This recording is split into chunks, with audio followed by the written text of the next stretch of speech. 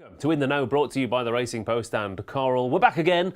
I hope you enjoyed Aintree last week. Well, there's more of the same to come with the Scottish version of the Grand National, of course, coming up at Ayr tomorrow. If you were looking at the results at Ayr today, it takes some finding some of those winners, unless, of course, you're just following Dan Skelton off a cliff, which wouldn't be the worst angle in the world. But we've got 10 races to go through from tomorrow. We've got 6 at Ayr, and we'll look at 4 at Newbury as well. A couple of classic trials over at Newbury. One for the fillies and one for the colts, of course, as well. Albeit the favourite for the colts version is a gelding. And, of course, the odds-on shot for the 2,000 guineas only got shorter after the exploits at Newmarket this week. But my name is Ross Brierley. Join us for the next hour or so. Let us know what you fancy on the chat box. And let's get stuck right in. And don't forget, like and subscribe, of course, to that YouTube stream if you haven't done so already. So, will we see another incredibly impressive national winner? Will we see anything that shakes up the classic markets? Will we see anyone else in the studio? Well, the answer to that is definitely no, as I've just popped round the corner from Leeds to come all the way down to London to find that everyone else has sodded off up to Scotland. Hello, Paul Kealy. How are you? You all right? I'm all right. Yes, I'm currently at Crewe, the Scottish National tomorrow. I played golf at Turnberry today. Lovely. Lovely stuff. How's the weather up in Ayr?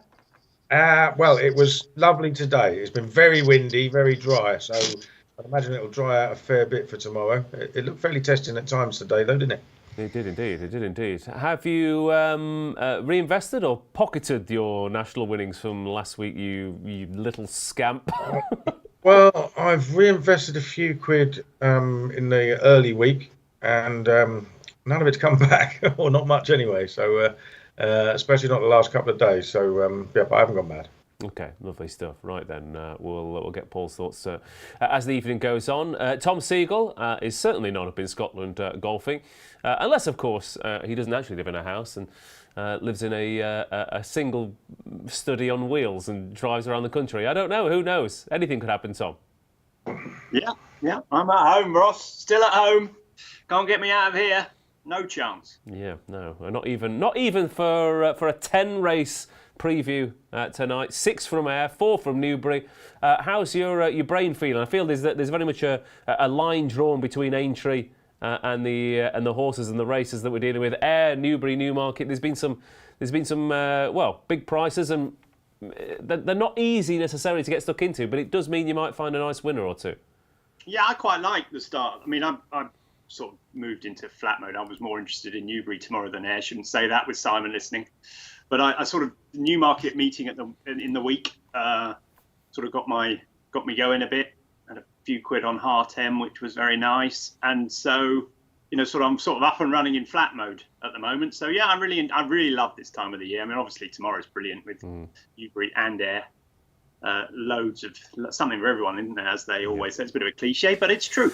There is, full of hope and expectation at this time of year. Simon Clare is up in Ayr, of course, for the Coral Scottish Grand National, and we're crowning the champions of the jumps, and we're getting excited about the future champions of the flat.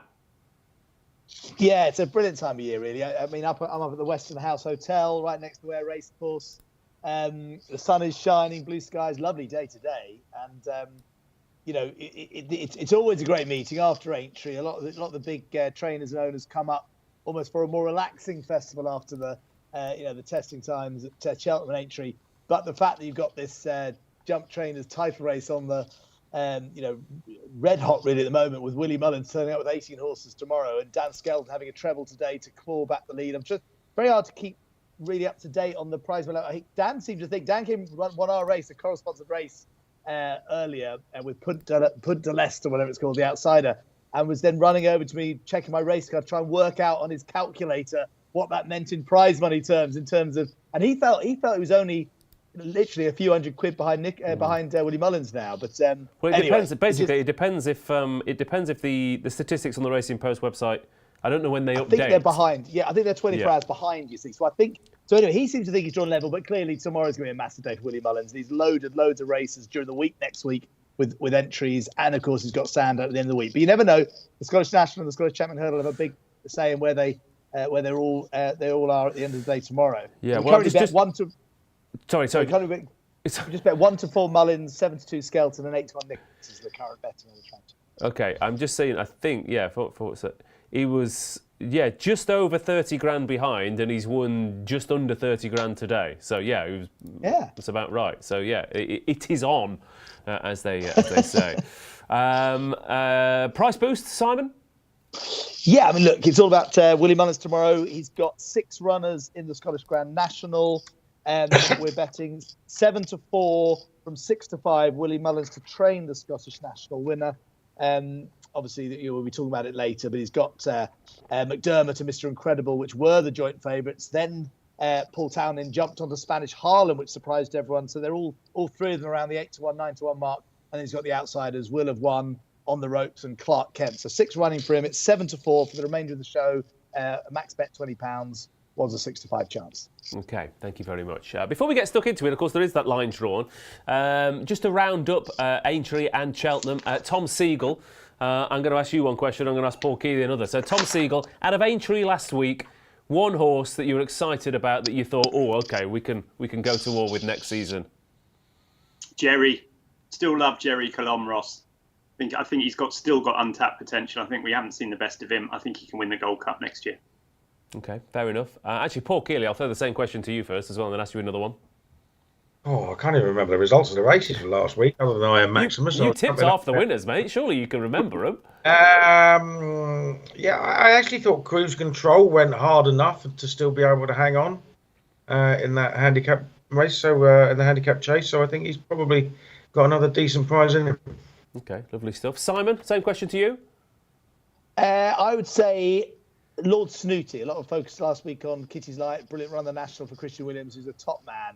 Lord Snooty ran second in the handicap hurdle there. He looks like a horse who's going to develop into one of those staying chases. He's only 7.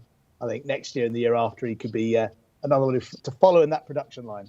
Okay, fair enough. And I'll be looking forward to actually campaigning John Bonno for his correct trip after 2 seasons of banging his head against the brick wall. So, and one more thing, they're talking about changing Cheltenham. It's definitely going to happen, Paul Kealy, apparently. What's the one thing you would change at the festival? We were banging on about it for ages, but now the dust settled. What is the one thing that stood out to you that you'd change?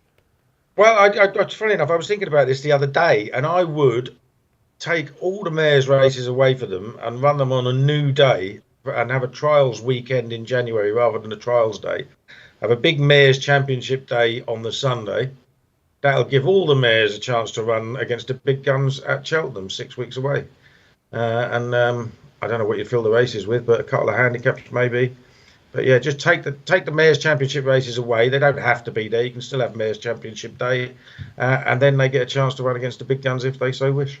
Okay, thank you very much. And Tom, I mean, the thing for me is the novice chasers. It shouldn't be that Aintree and Punchestown are where the best novice chasers all meet each other. If Cheltenham's the biggest meeting of the year, then the novice chasers should be meeting against each other in the same race as them.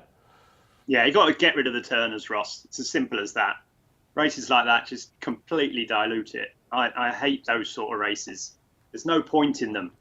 You know what I mean? The 2.5 mile race is at Aintree, and that's where you should go, or Punchestown, or wherever it is. But don't dilute the whole of Cheltenham. You know that. I don't mind Cheltenham coming first, and then we seeing these clashes at Aintree or Punchestown. I don't mind. I'm slightly different keels. I don't mind the mares races, as long as there's no mares races at Aintree and Punchestown, because that's pointless. Then they've got to run against. Do you know what I mean? Then they've got to run against the open company. So I'm not too worried about mares races at Cheltenham. I think they're probably. I don't mind them. In fact, I find them. I quite enjoy them. I don't mind them at all. But you've got to then not have them further down the line, which allows them still to keep out of open company. Yeah. It's like going to see a band and being like, well, before the headliner, here's the headliner doing a different set as the support act, and you're kind of like, well, okay, well, what's really the point of having a support act then? But I mean, I would also get rid of the 4 miler. If you're a novice, if you're a 4 mile novice chaser, go for the national. You can do that these days, and you probably win it. Yeah, exactly. That's a waste of time as well with 6 runners. So sort out the novice chases. The novice hurdles have always been fine. Lots of horses running those. Even then, you're sort of even sort of then that you're sort of finding Willie Mullins going to win them anyway, so it doesn't really matter. But yeah, get rid of the 4 miler, the Turners, get that novice handicap chase back in there. I mean, I know people say keep novices out of the rest of the handicaps. I say keep them in. They're the only ones I can ever find for winners when they're novices. Those all-aged handicaps where anything can win, I'm rubbish at them. So keep novices in the handicaps. But I do think we need that novice handicap chase back over 2.5 miles rather than the Turners. Yeah, El Sheen on the chat says bring back the novice handicap chase that used to be at the close with us. Yeah, that was one of my favourite races of the festival. Gary Stewart, hello to you. Good to see you, Roscoe. Great tip from Tom in the first air today, which crowd was backed, and Keels has been on an amazing run. And Nicholas Williams has stopped the greed at Cheltenham. Get back to 3 days. Right, let's see if we can continue the winners rolling with tomorrow's cards. But first, this. Fancy a bet, but find it confusing? Do not fear. SmartView is here to help you. We've taken the traditional race card and removed all the jargon and abbreviations which can be daunting for newcomers. The result is a race card that means making informed choices and picking winners is easier than ever. Our racing experts and data scientists have created an algorithm that puts everything a seasoned punter would consider into the attribute bars you see on the race card and assesses each runner with an overall score out of 100. Okay, right, let's do it then, shall we? Starting off with Ayr, and then we'll get stuck into Newbury. So we're going to rattle through these races about as quickly as these horses will rattle through this opener, I think. 2 miles and 110 yards the distance for this opening handicap chase, and that could make the difference if the pace map's anything to go by with this one. Saint-Brie 3-1, Uncle Phil 4-1, Pembroke 5-1, Persian Time 5-1, Trap Brain Law 5-1, Tommy's Oscar 5-1, and no, my record isn't stuck. They are all 3-1, 4-1 and 5-1. This is as tight as it gets, Paul Kealy. A little bit surprised to see Saint-Brie out so quickly after that romp at Aintree, but yeah, I don't really know here. I mean, I thought he was a proper horse to follow last week. The only worry here is there seems to be a lot of front runners, but we said that about that Aintree race last week, and he galloped them into submission. Yeah, I don't think they'll gift him it like they did last week. I mean, he was great last week when he was so fast and accurate at his fences. But he is £10 higher, and it is only a week, and we don't know enough about him to know whether he can back it up so quick, do we?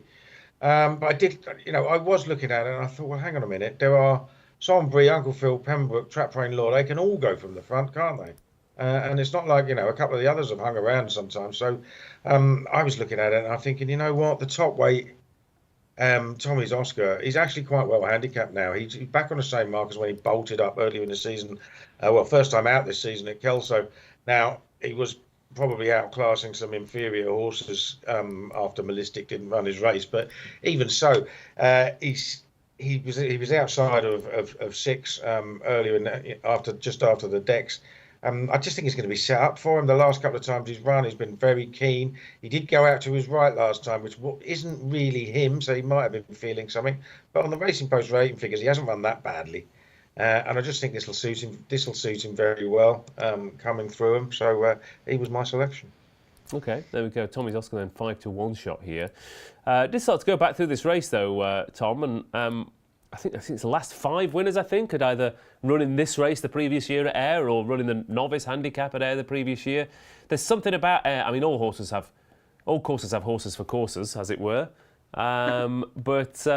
Yeah, you get your Cheltenham, your Aintree horses, and they come here, and sometimes they get beaten by an Ayr horse. And there's only really one of those in here, and that's Trap Rain Law.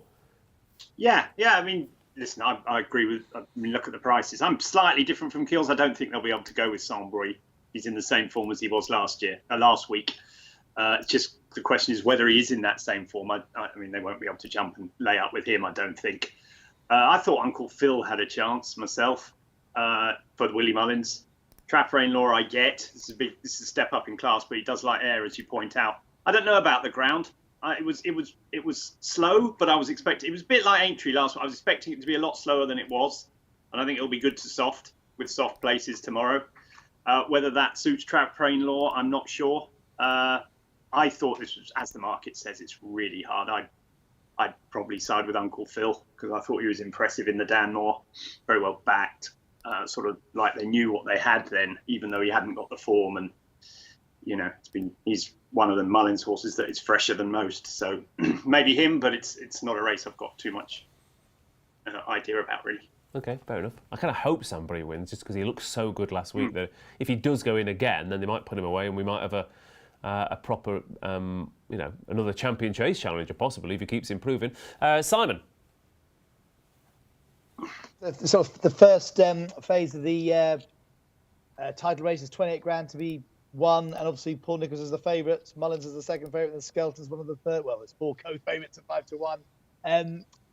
And I suppose the horse I fancy, Persian Time, really. I think Henderson's got a great record in the race. Won well at Kempton last time, and I think he could go well. But it's a very trappy race. I just thought I'd just shout out that as it's the first race at Ayr, Willie Mullins is represented in all 8 races. He has the favourites in the last 2, which we're not going to be talking about. And we have got a couple of their in the know specials. Willie Mullins to win 4 or more races was 13-8, now 2-1. And Willie Mullins to win 5 or more races was 6-1, now 7-1. So if you're looking to kind of wrap up Mullins in a load of races, then we've got a couple of specials there. But trappy opening race, Persian Time for me. Okay. Do we have a special on Mullins to win no races, Simon? Well, I mean, we could probably come up with one. You're right. I mean, it is not impossible. I mean, he has got the 5-6 favourite in the second last race, Key de Bourbon, and the favourite in the last 15-8, say to Chance, plus loaded in the Scottish Champion Hurdle, loads in the Scottish National. So you sort of feel he might end up with one, but we could always try and find a price for 0 and put it out on social. Yeah, it'd just be really interesting to see.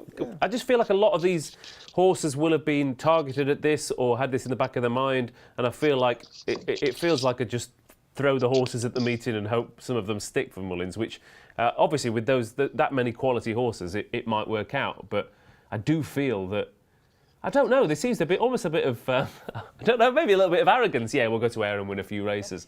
And all the people who've been planning to win races at Ayr all for the last few months are saying, no, we've got this sorted. Thanks. The only thing is, Ross, is they would have all been going to Punchestown anyway, wouldn't they? So it's not like you'll put them in a field and say we're not going to run these ones again. They'll all be kept in. They'll all be ready. Don't you worry about that.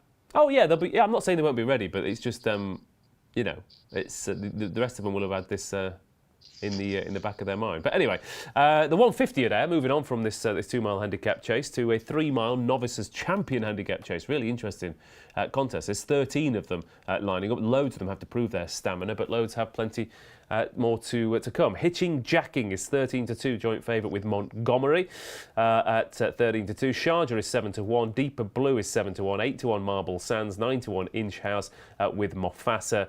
And it is as bigger price as the rest here for this 150 at Ayr. Really interesting runners here in here, Tom. I had a short list of, about 4 of them, really. I thought a few were slightly bigger prices than I was expecting. Marble Sands really interests me, and for many, Montgomery is a Clift horse. Very good. Yeah, a really interesting race, isn't it? Handicap, don't get many classy handicaps like this. Originally was all over Deeper Blue because I thought he would love the step up to 3 miles. Got cheap pieces on for the first time, ran very well at Newbury last time, drying grounds in his favour. And I penciled him in and done it all. And then it just suddenly struck me that Sharjah is in a total different class to this lot. And if he stays the trip, he will surely have too much speed for them. Now, I don't know what the problem is. He ran so badly at Cheltenham last time, but take that out. He's just won 6 Grade 1s. He's won a Galway hurdle off top weight. He was run against I Am Maximus, not far behind Ilete Tom, not far behind the other thing. Found a 50 in Grade 1s over 2 miles. I felt all along that he was crying out for 3 miles. So if he gets the trip, surely he's a lot. I mean, can you imagine Sharjah running against these horses and only giving them, it's unthinkable. A year ago, he was second in the Champion Hurdle. Yeah. Hitching Jacking and Montgomery. It's crazy, isn't it? But he's been given a great chance by the handicap. He's not giving any weight to Marble Sands. It's only giving a stone to most of these horses, and he's a lot better than them. The question is, what form is he in, and will he stay the trip? I think the trip's not a problem. I really don't. I think he'll love it. But the question is, he did run badly at Cheltenham last time. But when he was 10 or 12-1, I have to admit to having a few quid on him, because I think he's a class. And I like the class angle in these type of races. I always do. So I'm a sort of a sucker for those ones. But I do think Deeper Blue is a danger. I definitely do, because I think he's going to improve a lot for the step up to 3 miles. He's obviously got more age on his side. He's a younger horse. Very fast flying. pieces on for the first time. So he was the danger. I didn't really like the other ones at the top of the market, but those were my two, and I ended up on Sharjah, which means Deeper Blue will win now. Fair enough. Yeah, I quite liked Marble Sands here. Yeah, the 2 from 2 for Nick Slatter. Has won here over 2.5 miles. Give it a little spin on the flat. I don't know. Again, when I was saying about horses being planned up for this meeting, this looks definitely the plan for this horse. Undoubtedly, yeah, he was really good as well, wasn't he? I mean, he's a good horse. He won the Huntingdon. What's that race they run at Huntingdon, the trial? Sydney Banks? Sydney Banks. He won that last year, didn't he?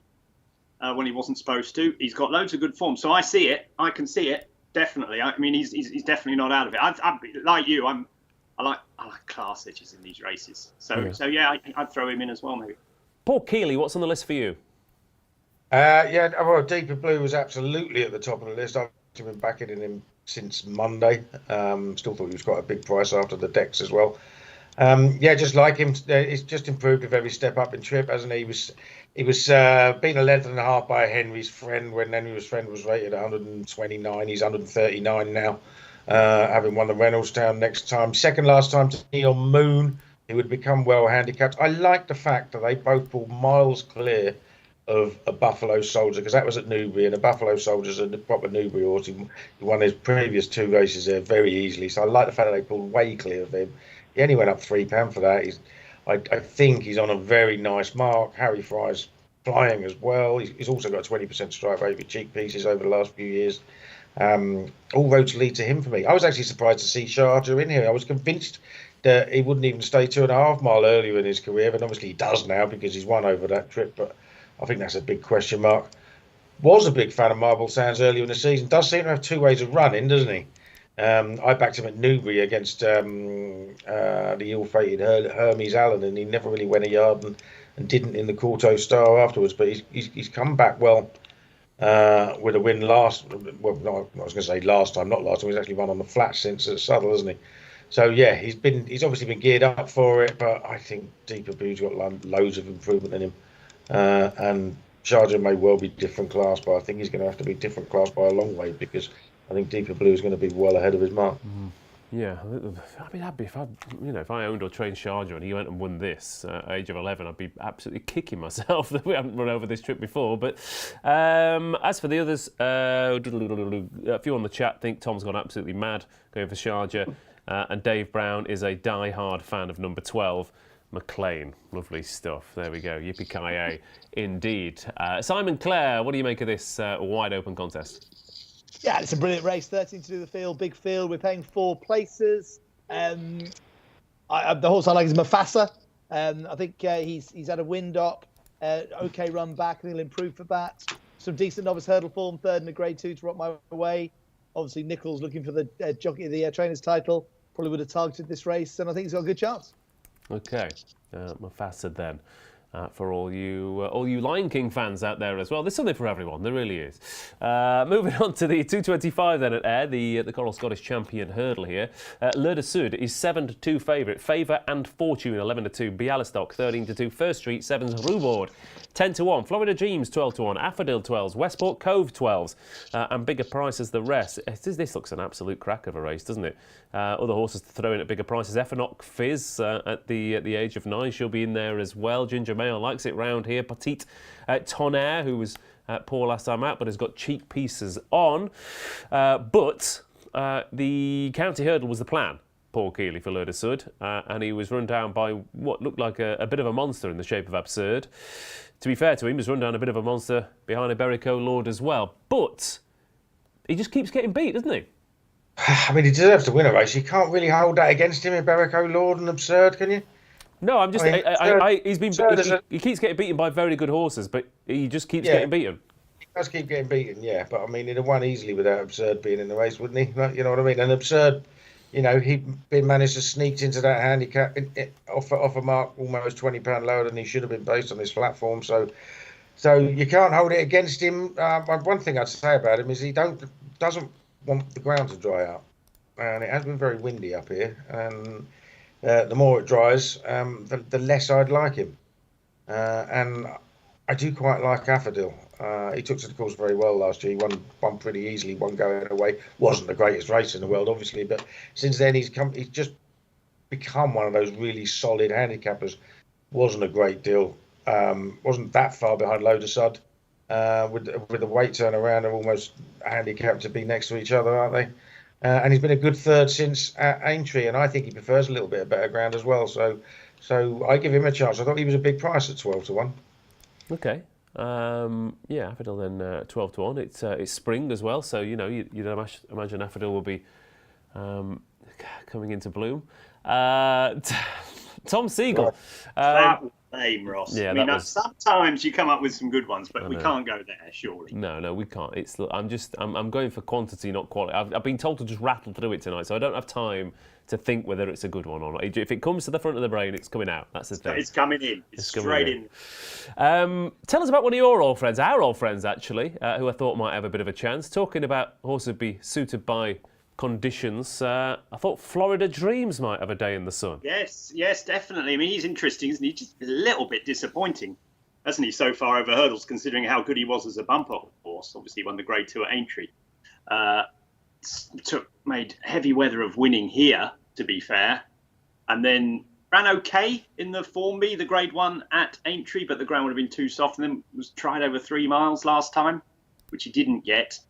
Just too many question marks for me, Ross, to back him in a race like this. I mean, he's got if everything fell in his place, I just wonder if it would be quite quick enough. It wasn't the best bumper that Aintree's ever had, despite it being a Grade 2. But yes, I could see him running well. I'm a big Favour and Fortune fan, but he's not a very good jumper.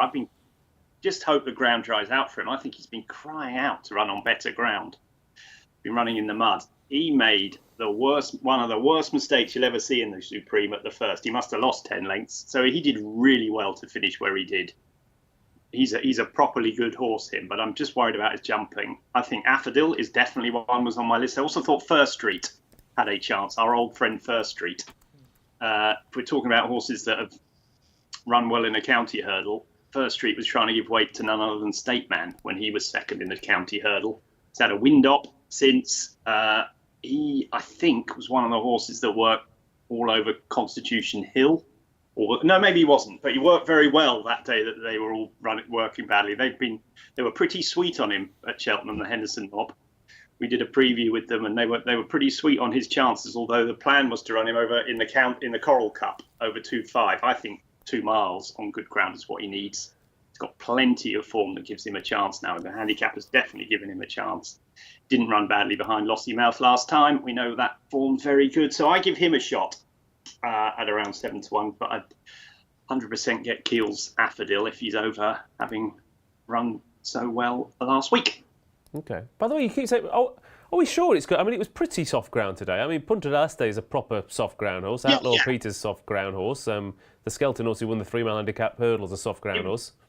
It was like Cheltenham. It's like Aintree last week, wasn't it? It wasn't as soft as I was expecting it to be. It was still soft, but I'm not sure it will be that soft tomorrow. I think it'll be like it was at Aintree on Grand National Day, which was soft, but not bad. I was just putting lines through, your rule boards of this world, thinking he's a good horse, but he won't want these conditions. So maybe I'm just double checking that I'm not getting too hasty, but I don't know. Well, you could be. I don't know. I mean, as Keel says, it's windy. Wouldn't have done much for his slice. I wouldn't have thought the wind up at Troon. No. But it was very windy, and they were running into a headwind in the straight today. But the times are pretty slow. They certainly do suggest it's soft ground. Yeah, it's soft ground at the moment. Yeah, undoubtedly. But I'm not sure it will be tomorrow. Okay, fair enough. Simon Clare, the Scottish champion hurdle. Any spanners to throw in the works from you? Well, it's the Coral Scottish Champion Hurdle, obviously. We should mention the sponsor's name there, but I did mention the first two, and that's a fair point. I apologise, I missed that. You're forgiven. 4 places we're offering great field, really thrilled with the field. Rubo's got to carry £13 more than last year when he won. And as the guys you've been saying, maybe the ground's not so suitable this year. Lodersud, I mean, I spoke to Dan today. He's very confident of a big run. I mean, they've handled this horse quite carefully this season after his, it being pulled up first time out. Two big seconds in great handicap company. I think he's got a great chance, really. Favour and Fortune, obviously terrific graded form in the Supreme and the Form B. And the 3 favourites the last 4 years. I think I'm sort of looking at the front end of the market. I mean, First Street has been a bit of money for. Understandably, I say he's a horse. He ran in this 8th last year. He's got £7 less on his back. So yeah, for me, I think I'd probably focus on Lotus Sud, favourite. No, it's unoriginal, but Scotty had a treble today, and this would be a big win for him if he can win it in the trainers' title race. It would indeed. It would indeed. Big shout out to Philip Clayton's. Would cracking Rhapsody be 16-1 if it was trained by a name trainer? No, probably not. Like I said, one of those Scottish horses that say, "Oh, you're going to come up and have a crack, are you?" Well, we've been aiming for this all season. And Tom Leach says, "Rhuboard, it's Rubu." Ross, I apologise to you, Tommy Leach, with that one. Okay, I'll make a note of that. Thank you. Any other minor mistakes I make, feel free to point them out in the chat. 3 o'clock at air then coming up. Time, Ross. What's that? You won't have time to go through all your mistakes. I know, exactly, I know. What is this? I'm back at primary school again, aren't I? Oh, imagine what he could achieve if he just focused for 5 minutes. Now, 3 mile handicap hurdle for the mares on the way next. A penny 100 is 130 favourite. Coco Mademoiselle is 9-2. Larchmont Lass 5-1. Pink in the Park 11-2. Sailor V 7-1. Ottazini 10's Condisa 14's Philippa Sue and bigger the rest. And Tom Segal. This looks a toughie because I mean these mares finals and big races like this. Again, trainers will have had them in their mind all season, and you think, oh, this horse needs to improve, and then, well, they do because this has been the plan. Yeah, absolutely. It wasn't one of my races, this, so I didn't have a very good look at it. Don't know, Ross, is the answer to that. I thought, obviously, with the amount of mares he has in his yard, Willie Mullins was obviously the first place to start, but Dan Skelton had a treble there today, didn't he? And Good Mademoiselle was quite impressive the last time. So she was top of my list. But as I say, it wasn't a race I really went into with any great detail, considering they didn't price it up for me. Right, fair enough. I didn't know that. So let's go to Paul Kealy and see if he has an angle. Not really. I found this incredibly hard. So I ended up not tipping it myself. The one I'd sort of come down on probably like the most is Larchmont Lass. Just seems to be another one who may well improve a step up in trip. The Dan won over 2 miles 6. She has improved with pretty much every run. Obviously won at Wincanton in February, and then 4th of 17 in a decent enough handicap at Newbury, that final race. I thought that was okay, and looked then as though she'd want to go further. So yeah, give her a chance, but it's not a race I will have a bet in it because I'm here, but if I wasn't, I wouldn't be. Yeah. Must mention the bottom one, mustn't we? Because he won today, didn't she? Presenting Nelly. Yeah. And she doesn't get a penalty. And she was quite impressive. So she maybe comes into it as well, even though I don't know if you knew she's running or whatever, but she did win today and she is declared to go tomorrow. That's the reason why they wouldn't price it up. Right, I see. Okay, fair enough. Yeah, and I'll have to throw in Philippa Sue as well, given I fancy Marvel Sands earlier on. She could be a little bit interesting. She'll definitely stay the trip, which is more than can be said for a few of these. Yeah, and I mean, yeah, Presenting Nelly's there. She's won today, and they're going for the trainer's title. Any report, Simon, about whether she's going to take a chance? Listen, I'd be pretty sure if they felt that she was fine in the morning and they thought she could run well, they would let her run. I mean, the one thing, I mean, I think Dan's going to have a good day tomorrow. I know Willie's fired 18, but to your point, an awful lot of those 18 have been horses they probably decided in the last week to run, whereas Dan has been on a mission to win this Trainers' Championship for the last month.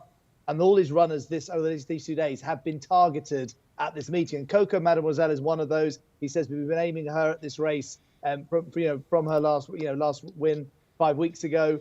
And Trip and Ground will be ideal. And I think he thinks she's, he even comments in his blog, the Ladbrokes blog, not a Coral blog, that the fact that Willie Mullins has suddenly entered the horses has clearly made his plans a little bit tougher. But I think, looking at today's form, his horses are running really well. I think she's got a great chance. And it would be very interesting to see her Presenting Nelly. It does decide to run, but she is a 16-1 chance. So we'll wait and see. Okay, fair enough. Right, that's the 3 o'clock at Ayr then. Moving on to the Coral Scottish Grand National. 26 of them running here over the 4 mile trip. And again, made a little bit more interesting by the fact that Willie Mullins has thrown loads of horses at this. I mean, who knew after the amount of horses he ran in the Grand National at Aintree last week that he had so many more staying chasers up his sleeve, and some of them who I don't even think they knew they were staying chasers until they were told they were running in this race. Gitmaker is 7-1, McDermott is 8-1, Spanish Harlem is 8-1, Inishaw 9-1, Mr. Incredible 9s, Anglers Crag 10s, Stay Away Fay 11s, Ballygriffin Cottage is 12-1, and then bigger prices the rest, including horses like Mr. Vango, who'd have a squeak, My Silver Lining, who never runs a bad race, Beauport. Crikey, that killed me at Utoxeter. If he goes in again, I think I'll retire. And Autonomous Cloud and Iron Bridge, who should like conditions as well, who are 20-1 and 25-1 respectively. But yeah, what a, I'm not going to say a strange lineup, Keels, but the Mullins factor really has put a different spin on this, because I mean, I remember thinking Spanish Harlem was thrown in over hurdles for last year's Martin Pipe. He's run 3 times over 2.5 miles in bad ground over fences, and now he's here off handicap debut in the Scottish National. Yeah, absolutely. I mean, it was funny. We saw the jockeys get announced, and I thought to myself, well, I better back Spanish Harlem because he's 20-odd-1 and he won't be. So I nicked the value there, but then I had another look at him and reminded myself why I couldn't have him on my mind in the first place. I genuinely wouldn't back him at 20-1 now. Yeah. I just don't see where that's coming from. You can certainly see the case with McDermott. Thing is, Willie Mullins is throwing loads of horses these races. None of these will have had this race as their target at any point in the season until Cheltenham, basically. And his actual strike rate in handicap chases is fairly dreadful. I think 6 winners from 64 or something since 2009 in handicap chases. He doesn't do handicap chases really. He's got a good chaser. They go for graded races. So I always tend to oppose them, unless they're in the very biggest races. Obviously, I can't say that because I backed Iron Maximus, but I do tend to oppose them. Yeah, 50-1 though, Keels. I mean, if they were all 50-1, we'd all have a few quid on, wouldn't we? So yeah, that was just a daft price at the time, wasn't it? I must admit. But anyway, I mean, I can't see what's wrong with Gitmaker, whatever you want to call him. He ran into the biggest plot. Everyone goes on about Langer Dad. He ran into the biggest plot horse of the Cheltenham Festival, didn't he? I know the way you're thinking. Gets in there off 145. He's a 160 horse all day long. He wins the race incredibly easy. Follows up in Grade 1 company at Aintree and is one of the best staying novice chasers around. Take him out of the race. Gitmaker's won a 21 runner, Kim Muir, by 18 lengths and gone up £1 for it. I think he's got to have a massive chance, hasn't he? This race goes to novices fairly often. He's an 8-year-old carrying 10 stone 3, likes cutting the ground. All he seemed to do is stay at Cheltenham. I think he must have a massive chance, and he'll be in the front rank early on enough as well. So hopefully he'll be out of trouble. So yeah, I really like him, and I also like Mr. Vango, another horse that ran at Cheltenham. Given, when he had absolutely no chance against Corbett's Cross, he's now rated 165. He was beaten 25 lengths, but he was only beat 8 lengths, but 150 rated runner-up. Again, another horse who like soft ground, back in a handicap of 135 and a low weight. Those are my 2 against the field. Thank you, Paul Kealy. Now it's time for the Lummox Report with Tom Segal. How many Lummoxes will be lining up in the Scottish Grand National tomorrow, Tom? Doesn't matter, Ross, because you don't need to jump anymore. No, you could be every Lummox goes in, don't they? Sir Gino, Lummox, Corbett's Cross nearly won. I Am Maximus. They just win because it's not about jumping anymore. I think Ayre's probably a stiffer test of jumping than the Aintree National fences, actually. So I was going to say there was some races at Chepstow on Saturday on National Day that made Aintree look like a stroll in the park. Yeah, exactly. So maybe the Lummoxes will get found out here. There are a few, and Mr. Incredible's a bit of a Lummox, isn't he? If he dares to start. I thought it was impossible. I've had my fill at Nationals by this time of the season.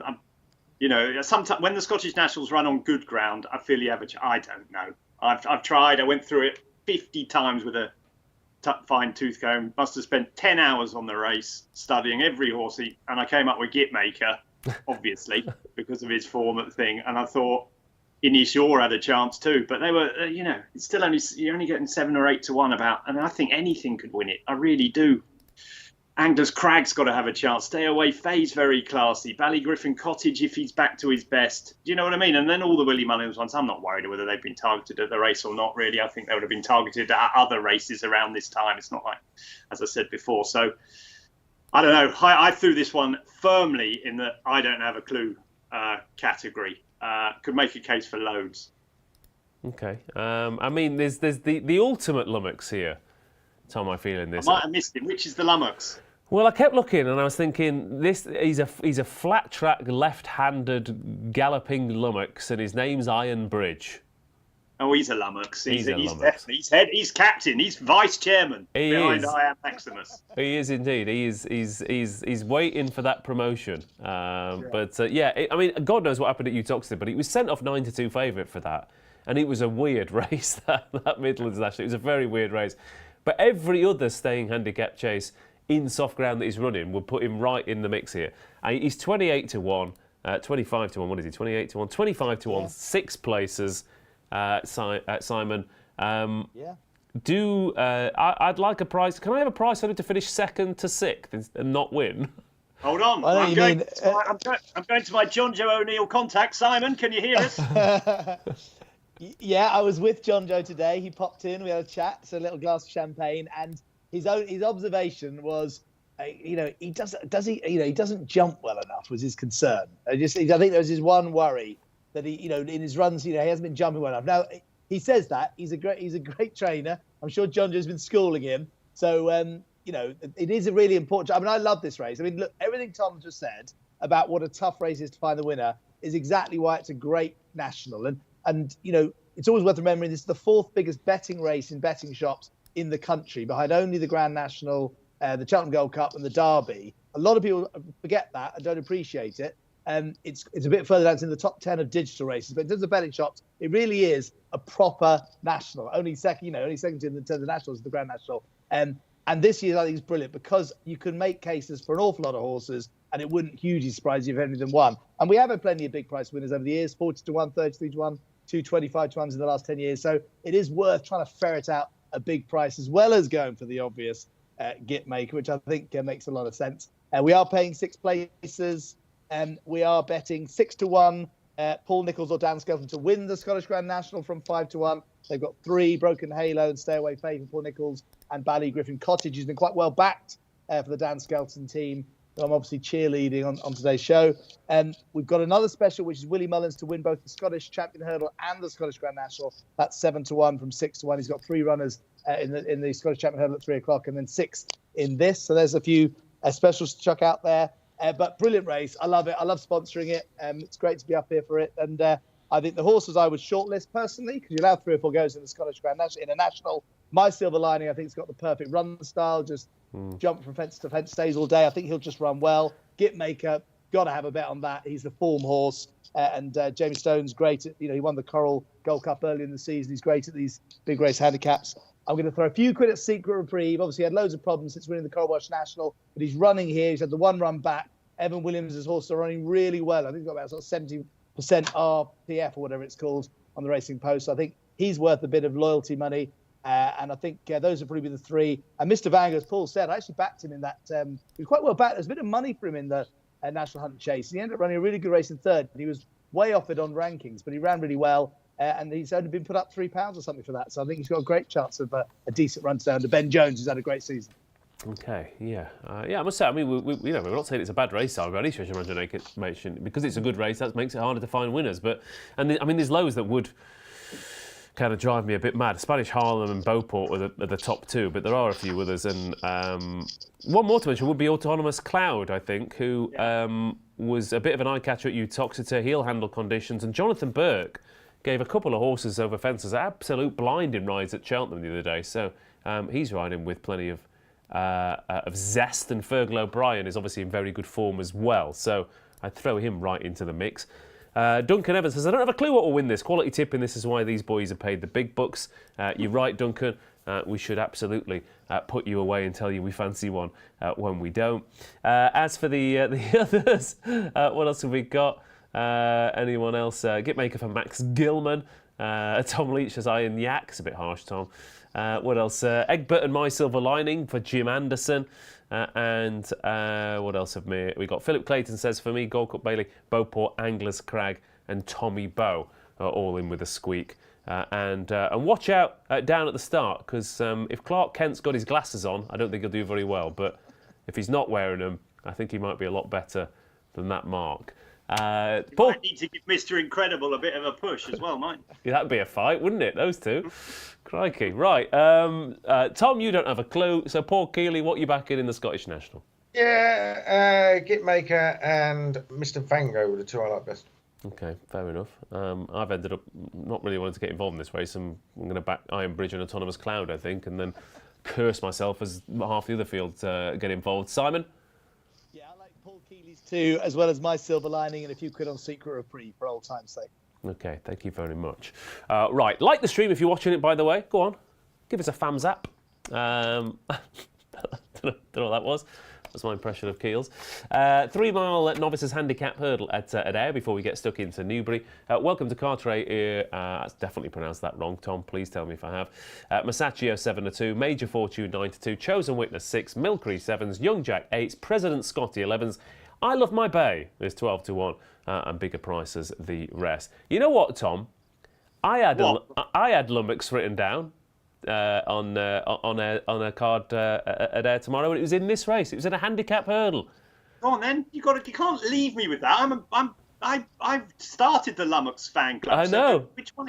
It's Domore Boy or Domore Bay. Sorry, he's a right old Lummox. He is what he's doing over hurdles. He's a 6-year-old. He said he should have been jumping fences 2 years ago. He's got all the ability in the world, but he is Lummox with a capital L.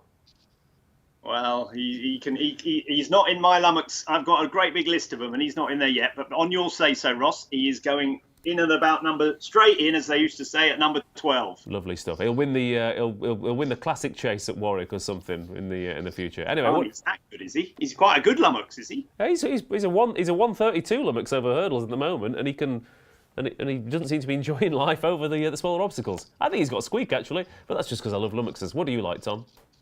I'm a massive fan of Lummoxes, but I'm not sure I'm on him. I thought Masaccio had a decent chance stepping up in trip. I like him as a horse. Welcome to Catrier. He's a bit of a Lummox, isn't he? He's a big old unit, him. Very strong stayer, isn't he? He'll like the trip. I think you might like it if it dries out a bit as well. He's sort of one of those Nichols horses that might do better for a bit of thing. But I was a Masaccio fan in a race that was not one of mine either. But I will have a few quid on Masaccio even at the price. Okay. I mean, I thought Domore Bay was a little bit interesting, Keels. The other one was I Love My Bay, who beat. What is this doing at 12-1? Beat Pretending. I backed it at 8 straight after Pretending one yesterday. Oh right, okay. Best odds guaranteed. Yeah, he's got the 12s. I don't get it because he come through beat Pretending pretty comfortably last time. Pretending's hacked up in a 16-runner handicap hurdle at Cheltenham yesterday, and he's gone out 4 points. I don't really get it.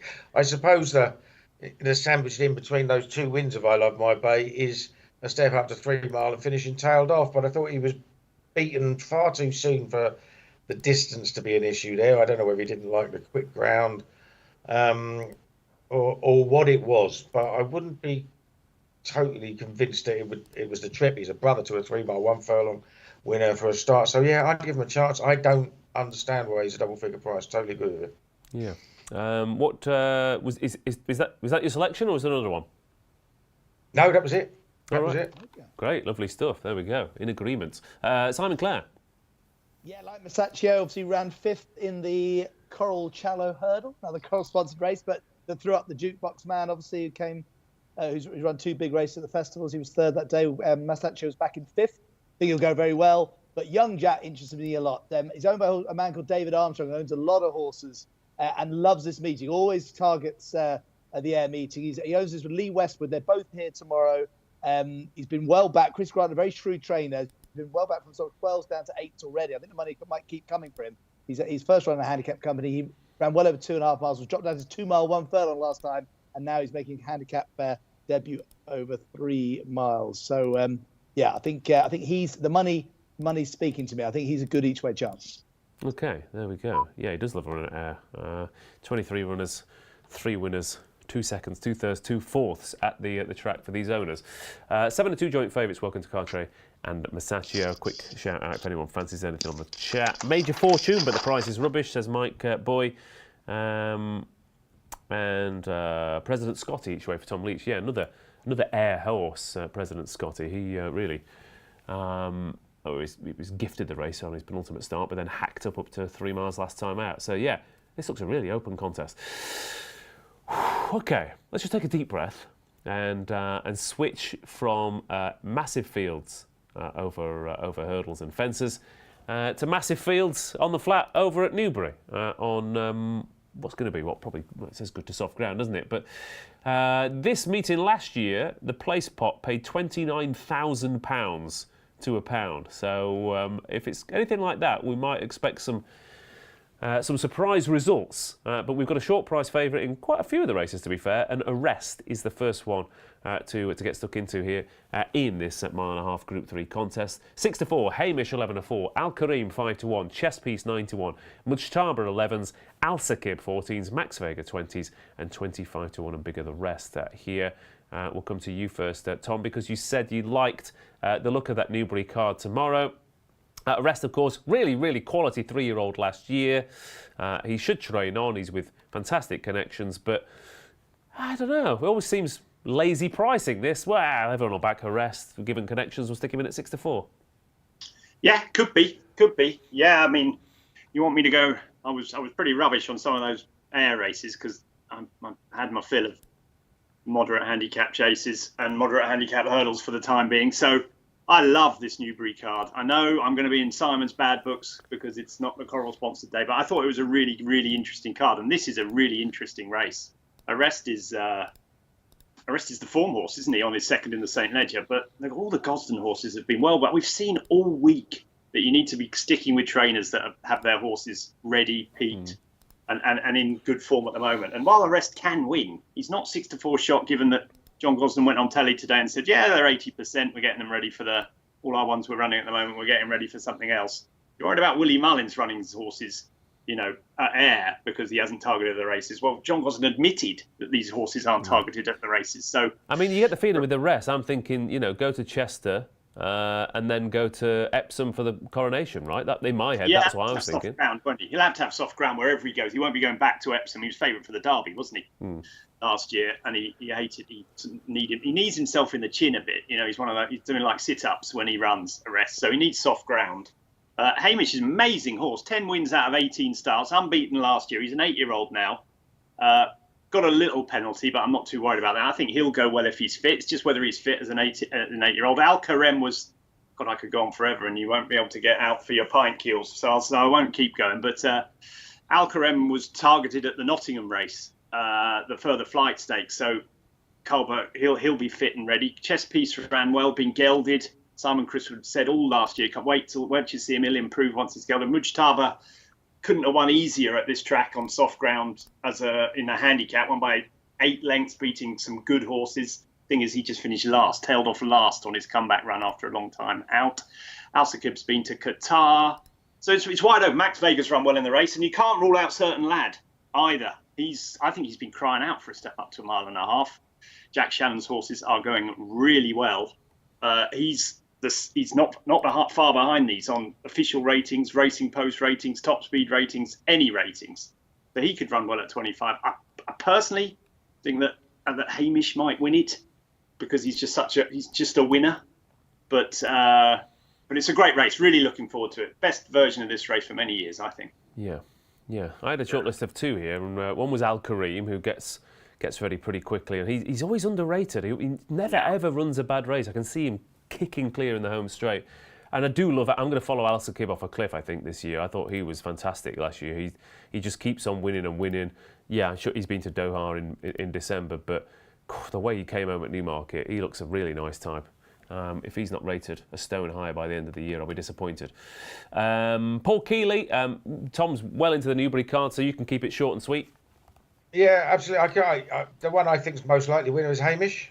I want to pose Arrest for all the reasons that Tom said. I mean, they were winless at the Craven meeting the Gosdens, weren't they?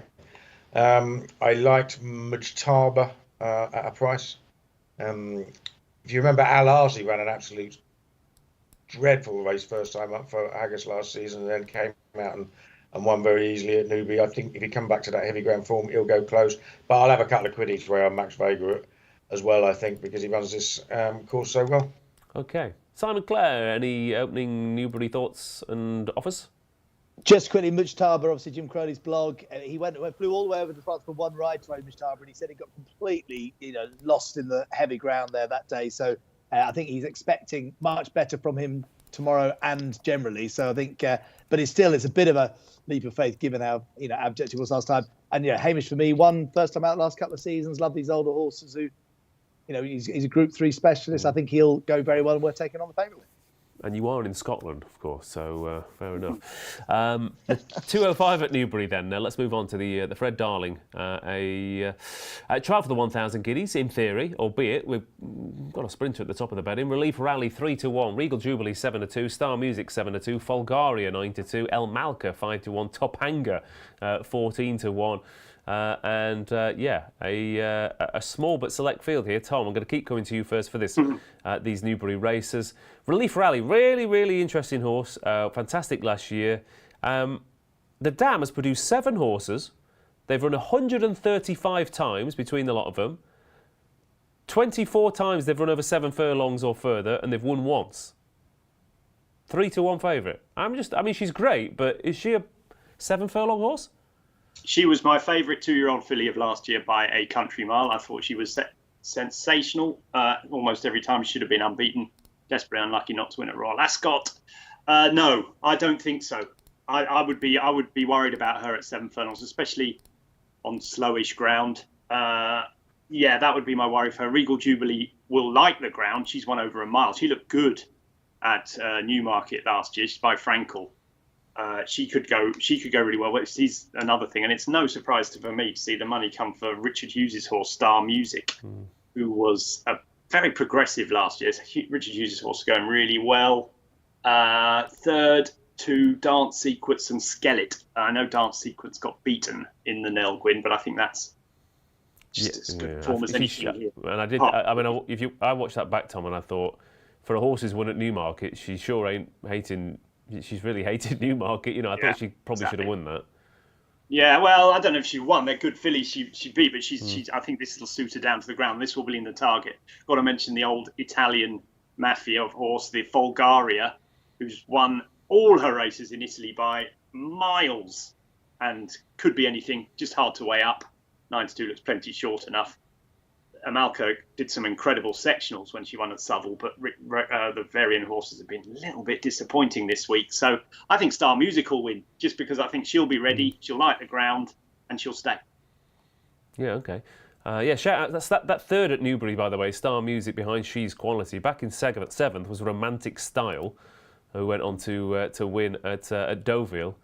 Won at Newmarket, beat A Day in Devon, who's won at Bath tonight, and went to Deauville and beat Ramatuelle, who Sam Hart, if she comes over for Christopher Head and Ramatuelle wins the 1,000 guineas, I don't think we'll see Sam Hart again, given how Portsmouth and Ramatuelle double. I mean, if he's had that, I genuinely think he'll be retiring before the lot of us. So, and I've even talked Paul Kealy into backing him, which admittedly doesn't take that much normally, Keels. But you're on Ramatuelle.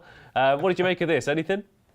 It's funny. I thought I was tipping an outsider in Star Music at the start of the day, but obviously there's been plenty of money for it. You can see why Richard Hughes got 32% strike rate this year so far. Absolutely flying. Word is she's improved dramatically from last year. And no, I don't think Relief Rally will stay. I mean, William Haggis was talking about running her in the Abbey last season. And again, opposing the Gosdens for the reasons we mentioned before. So yeah, I thought I'd take a chance on her. It's a guess at the end of the day, isn't it? I'm not sure I'll be backing her at 4s, but I'll back to her a little bit bigger. Okay. Simon Clare, 1,000 guineas trialists. Yeah, no, I feel like a bit like Countdown when I got the same score as one of the other guys there. Star Music, Richard Hughes in brilliant form, lots of money for her. The shortest price of these for the 1,000 guineas is Regal Jubilee at 20-1, so I don't think it's going to make a ripple on the classic markets. But yeah, I'd be happy to follow the money and the yard form with Star Music. Okay, I think we're all in agreement then. So it's and on to the 240 then, the Greenham Stakes over at Newbury tomorrow. And again, a short price favourite, albeit a drifting one for the Greenham, in the shape of Zoom Zoom, who's 2-1, was a little bit shorter earlier on. 11-2 Ballymount Boy, 8-1 Army Ethos, 8-1 Mr Sketch, Room Service 8-1, Sun 9-1. Well, who'd have thought there'd be money for a Richard Hannon horse, eh? 10-1 Watch My Tracer, James Delight 14-1, and bigger prices the rest. And I really wanted to take on this favourite, Tom, and I don't think I'm the only one by the looks of things. Part of me, from my heart, saying a gelding winning a 2,000 guineas trial. Oh, crikey. But I mean, he was cracking last year, but I thought this was quite a deep race. And these, I don't know, these trials are often, 6-4 earlier on. I thought, I'm not touching that with a barge pole. Yeah, we saw in the week, didn't we? I like these races. I like these trials. I think they're great betting opportunities for punters because they're based on things that might be completely wrong. Like for starters, Zoom Zoom, he might be unbeaten, but he hasn't got the best form in the race. I wouldn't have thought. There's others that have run in better company than him. He did look quite good when he went to France last year, and obviously he won at Newmarket, beating Frankel's half brother, who won at Newmarket in the week. But it's not top class form.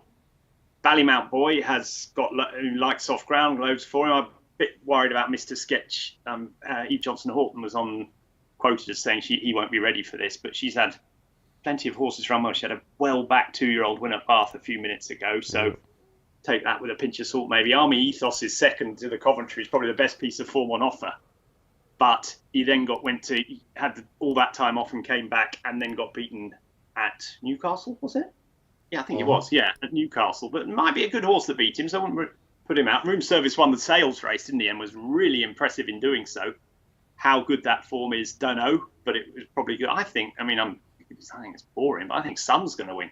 I really do. I mean, it's got form that is as good as any of these. He ran 5th in the vintage last year to Hartem and Iberian, who are two of the better horses. I mean, they're not Rosalians or City of Troyes, but pretty good. And he was really unlucky. He should have been a lot closer.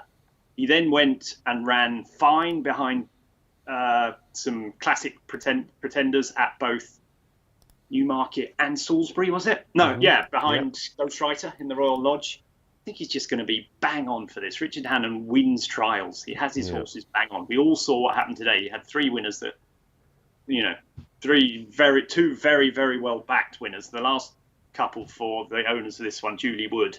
Nice to see Julie Wood back, because she went through a few years of either not having many horses or having them winning at Chepstow in 0 to 70s or something. And she, I'm remembering the Minerva Rose, for example, did me a good turn a few years ago at Doncaster. She's been a good supporter, and she doesn't spend a lot of money, but she gets a hell of a lot of winners. She's very shrewd. She uses good stallions. She uses good stallions, that's for sure. And I just think Sun's going to be ready for this, and his form puts him right in there. Slightly worried about stall 1, if I'm being truthful about it. Not that I'm a great draw man, but it seemed today that sort of nearer the stands rail was slightly favoured, if anything. That might be overcomplication, which I'm prone to, but I did think I expect him to go out, make the running, just like the filly did in the last race today. If something picks her up, they'll be pretty decent, I think. So I like Sun. Yeah, it's normally the complete opposite. I normally love a low draw on the straight track at Newbury, but me too. Me too. But it didn't look like it today. Did you see the racing? Yeah. It was completely the opposite. New clerk of the course, Ross, might be doing something slightly differently. Okay. Although we do have to remember, though, Tom, that jockeys are jockeys, and they may completely ignore this near side tomorrow. And exactly. A completely different kettle of fish. Mr. Paul Kealy. Yeah, I wanted to have a pop at an outsider. Just I didn't think it was a great race, and you can pick holes in form or stamina and various sorts of things. And one of the things about these races is that some horses can improve dramatically in the 6 months from the end of last season to the start of this season. And one of those has already done that is James's Delight. I mean, I know it wasn't much of a race, but he absolutely hacked up at Pontefract in a handicap on heavy ground last time. And the RPR he's got there puts him joint second in RPRs, joint joint third on top speed, and he's 16-1, and he's race fit. So I just thought I might have a couple of quid each way on him. Okay, fair enough. Yeah.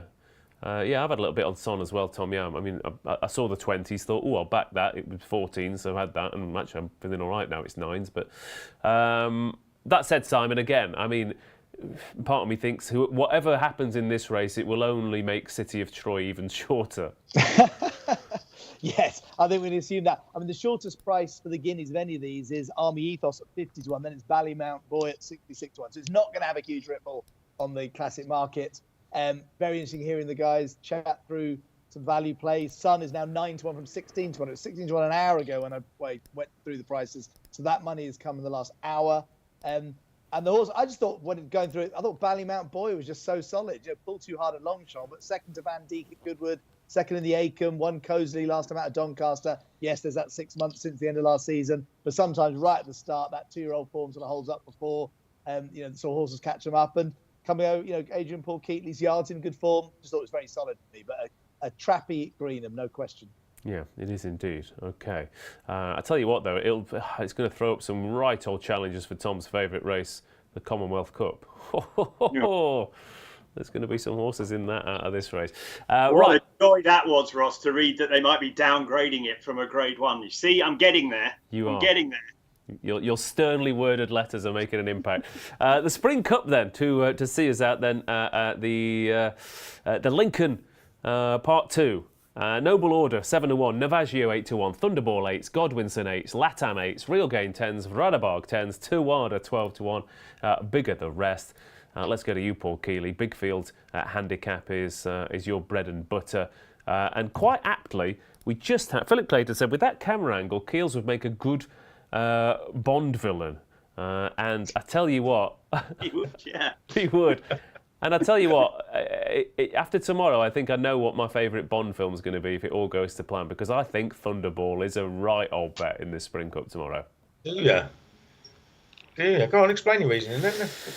Yeah, fair enough. No, I'm just going to leave it like that. Well, he absolutely dotted up here in a novice last year, beating a 90-odd rated horse who was sent off odds on. He won by about 4 lengths over 7 furlongs. He then went to Ascot in the Britannia on fast ground at 66-1, got beat by 3 really good horses at a track that doesn't suit front runners. First past the post in soft ground, beating the gatekeeper. He ran an absolute blinder in the wrong part of the track at the Cambridgeshire. He then bolted up in soft ground at Goodwood. Then he came back at Doncaster. And 6 horses beat him. They all came from the back, and he was still going and going and going. He beat the other front runners by about 10 lengths. The Coles were in fantastic form. He's drawn all right in 8. He's got a good claimer on him. He's a point-and-shoot job. This track will suit his tactics even better as well. Bosh, there you go. now let's see him get swamped and finish 7th. There you go. I both tipped and backed him for the Lincoln. So yeah, I can certainly see the case for him. There was one that I liked who was a much bigger price earlier in the week. Or I just thought in terms of handicapping, if Roger Teal can sort of turn him around, Dancing Magic must have a right chance. He was 3rd in the Craven first time up last year. So a couple of horses rated 110, 112 now, and he was 4th in a futurity to August Rodin on his final start at 2. Now, he hasn't done much since, obviously, although he wasn't beaten that far behind Waipiro in the Hampton Court Stakes at Royal Ascot, but he has dropped to a mark of 96 and been gelded. And I just thought he's just massively interested back on that. You know, he'll nearly win this if he repeats that form from first time out last season. So that was the one I liked the most. Okay, thank you, Paul Kealy. Tom Segal, what about you? I get all your Thunderball arguments, Ross. I thought Goodwin's son must have a chance for William Haggis after he won the big handicap there today. But the 2 I went for, which aren't on that page, well, they just are. They're just sneaking in at the bottom. Tawada and Metal Merchant were the 2 I like. Metal Merchant has just run so many good races last year in the best 3-year-old handicaps. When he won at Ascot, he beat a horse called Jeff Koons, who won the Qatar Derby and is now rated ridiculously highly, with really good horses back behind him. Went on to run against Rebels Romance and horses like that and not be disgraced in Meydan. So that was no disgrace at all. The Jack Shannon horses are going really well. Lots of good form. 3rd in the Tote Silver Bowl off the similar mark. He just got loads of good, solid form. I think he's going to be better this year. He's been gelded. And the other one was Ed Walker, just because I thought Ed Walker's horses were running really well. Tawada, he beat the Gatekeeper very easily at Newmarket on only his 4th start. That's very solid form. Then ran twice on very, very fast ground, which he wouldn't have liked. I think there's more to come from him. He's only had 6 runs, I think. Walker won the mile handicap, didn't he, at Newmarket? Hafit Alain won that, and I thought interesting that he didn't run Hafit Alain in this race, because he says that Hafit Alain's very solid and likes soft ground and everything going for him, and chose Tawada for this race. So they were my 2, Tawada and Metal Merchant. I have a lot of respect for Thunderball, and Noble Order could be anything at the top for Archie Watson. Okay, right. Whew, we've talked about some horses tonight, Simon. Spring Cup, the last race, anything to add? Yeah, listen, well done everyone for getting through 10 races. 5 places we're offering on the Spring Cup. What a good race this is. Thunderball, trained by Coral Racing Club trainers, Paul and Oliver Cole, the trainers. And so, yeah, I think I'll be hopeful they run well. Dancing Magic, Paul Kealy told you everything about this horse's chance, bar the fact that he's also ridden by Coral ambassador Jim Crowley, who has given a very similar write-up actually in the Coral blog, saying he's been gelded his last run. Roger Steele does well with these sort of horses, handles any cut in the ground, and although he's a maiden, he's a very good maiden. He's more than capable of popping up with a big performance and landing a contest like this if things fall right for him. So he's definitely the one for me. So Dancing Magic, I'll go with Paul Kealy. And Thunderball, actually, I think I'll have a few quid on thanks to your big case. You see, I'm actually listening rather than tipping. I mean, it's occasionally, and it's happened a couple of times this week actually. It was Pretending was one yesterday where I went through a big field and thought, I only fancy one horse here. So let's hope it continues. And normally, as Tom will tell you, if you get that thought, Tom, it's best to stop there, I think, and just and not dig any further. Don't confuse yourself, Ross. You found one, back it. Yeah. Right, okay, well done everyone, lovely stuff. Again, we had a lot to talk about then. I think we've done it as quickly as humanly possible. Anyone else might have taken 3 hours, but we did it in an hour and 15. So let's wrap up with the naps then. Coral Scottish Grand National Day, loads of flat action at Newbury. Tom Segal, what's the best bet? Well, first of all, I'd like to congratulate Simon on mentioning Coral 4,212 times. Yep. I think that's the world record. My nap is at Newbury and its Sun in the Greenham. Okay, lovely stuff. What about you, Paul Kealy? I really fancy Deeper Blue in the 150 at F. Okay, you might have guessed, but I'm quite strong on Thunderball in the Newbury Spring Cup. What about you, Simon? Yeah, it's very, very flat and jump gave me lots of options to talk about, Coral. But the 410 actually, at Air, Young Jack, Lee Westwood and David Armstrong, I'm convinced that they've laid this horse out. I think it'll go really well. Okay, that's it. Thank you ever so much. Thanks to everyone watching at home. Not sure anyone else got a strong opinion to wrap it up. We'll be back next week, of course, to wrap up the jump season in its entirety at Sandown, this Punchestown, but what's that, only 6 days of top-class racing. So join us for that. Enjoy the weekend, especially you, Paul Kealy, and we'll see you on the other side. Goodbye.